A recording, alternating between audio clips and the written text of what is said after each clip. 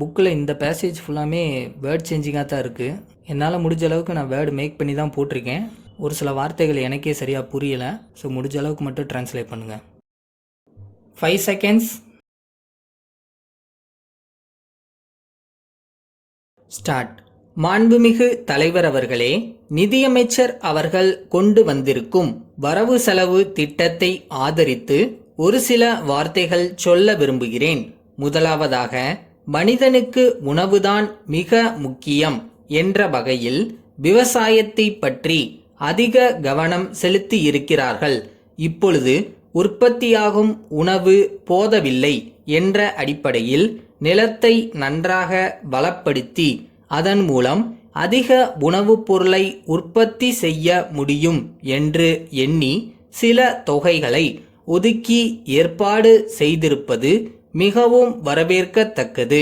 அதற்காக இன்னும் கொஞ்சம் அதிகமாக பணம் ஒதுக்கி இருந்தால் அதிக பலன் அடைய அது ஏதுவாக இருக்கும். அடுத்தபடியாக, பூச்சி மருந்துகள் விவசாயிகளுக்கு மிக மிக அவசியம். பயிர்கள் நன்றாக வளர்ந்து கதிர்விட்டு வரும் நேரத்தில் பூச்சிகள் அவைகளை அழித்து விடுகின்றன. விவசாயிகளுக்கு உதவி செய்யக்கூடிய வகையில் இந்த பூச்சி மருந்துகளை நல்ல முறையில் விநியோகம் செய்ய வேண்டும். விவசாயத்துறை அலுவலர்கள் நேரில் சென்று கண்காணித்து அதற்கு எவ்விதமான முறைகளை கையாள வேண்டுமோ அப்படி செய்ய வேண்டும். இதற்கு வேண்டிய ஏற்பாடுகளை அமைச்சர் அவர்கள் செய்ய வேண்டுமென்று கேட்டுக்கொள்கிறேன். உரம் வாங்குவதற்காக விவசாயிகளுக்கு நிதி உதவி அளிக்கிறார்கள். விவசாயிகள் அந்த பணத்தை வேறு வகையில் செலவழித்துவிட்டு நிலத்திற்கு உரம் போடாமல் இருந்து விடுகிறார்கள். விவசாயிகளுக்கு உரம் போடுவதற்கு பணமாக கொடுப்பதை விட்டு அரசே உரத்தை வாங்கி கொடுக்க ஏற்பாடு செய்ய வேண்டும். அவ்வாறு கொடுக்கும் உரத்தை விற்று விடுவார்களோ என்று அஞ்சினால் அது விவசாயிகளை பொறுத்த விஷயமே தவிர அரசை பொறுத்தது அல்ல. ஆகவே விவசாயிகளுக்கு உரமாக விநியோகிப்பதற்கு ஆவண செய்ய வேண்டுமென்று கேட்டுக்கொள்கிறேன். அடுத்து, மின்சார வாரியம் ஒன்றை நிறுவி அது தனிப்பட்ட முறையில் சேவை செய்வது மிகவும் வரவேற்கத்தக்கது. எல்லா கிராமங்களுக்கும் தகுந்த அளவில் மின்சார தேவையை பூர்த்தி செய்வதற்கு ஆவண செய்ய வேண்டுமென்று கேட்டுக்கொள்கிறேன். 1000 கிராமங்களுக்கு இந்த ஆண்டிலேயே மின்சாரம் அளிக்கப் போவதாக வரவு செலவு திட்டத்தில் அறிவிக்கப்பட்டிருக்கிறது. இது போதாது என்பதுதான் என்னுடைய கருத்து. மென்மேலும் அதிகப்படியான கிராமங்களுக்கு மின்சாரம் நீட்டிக்கப்பட வேண்டுமென்று கேட்டுக்கொள்கிறேன். கிராம கைத்தொழில்களை ஊக்குவிப்பது மிக மிக அவசியம். கிராமங்களில் இத்தகைய தொழில்களை மேற்கொள்ளும் போது சமூக நல வாரியத்தின் கீழ் பல்வேறு மையங்களை ஏற்படுத்தி இருக்கிறார்கள்.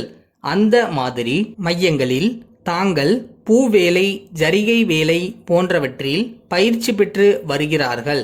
அந்த இடங்களில் ஏற்கனவே சமூக நல வாரியம் கொடுக்கும் மானியத்தை கணக்கில் எடுத்துக்கொள்ளாமல் கிராம கைத்தொழில்களுக்காக இங்கு ஒதுக்கப்பட்டிருக்கும் பணத்திலிருந்தும் இந்த மையங்களுக்கு நிதி உதவி அளித்தால் அங்கு உள்ள மக்கள் நல்ல பலனை அடைவார்கள் என்று சொல்ல ஆசைப்படுகிறேன். தாலுகா மற்றும் மாவட்ட மருத்துவமனைகளை விரிவுபடுத்தி அவைகளுக்கு வேண்டிய சிகிச்சைகளை செய்து கொடுத்திருப்பதாக குறிப்பிட்டு இருக்கிறது.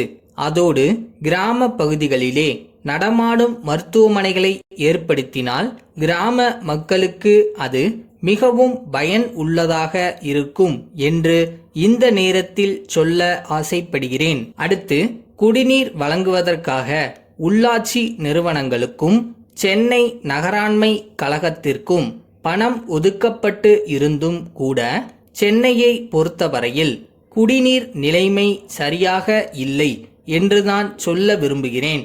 தெரு தெருவாக பெண்கள் கையில் குடங்களை வைத்துக்கொண்டு வரிசையில் நிற்பதை பார்த்தால் நம் குடிநீர் திட்டம் சரியாக அமலில் இல்லை என்றுதான் சொல்ல வேண்டியிருக்கிறது.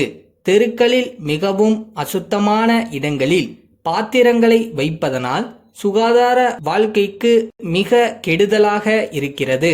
இந்த நிலை நீடித்தால் நகரத்தில் புது வியாதிகள் பரவக்கூடும். இந்த கஷ்டங்களை தடுக்க இந்த தண்ணீர் தொட்டிகளை பெரிதாக்கி அதிக தண்ணீரை தேக்கி விநியோகம் செய்ய வேண்டுமென்று கேட்டுக்கொள்கிறேன்.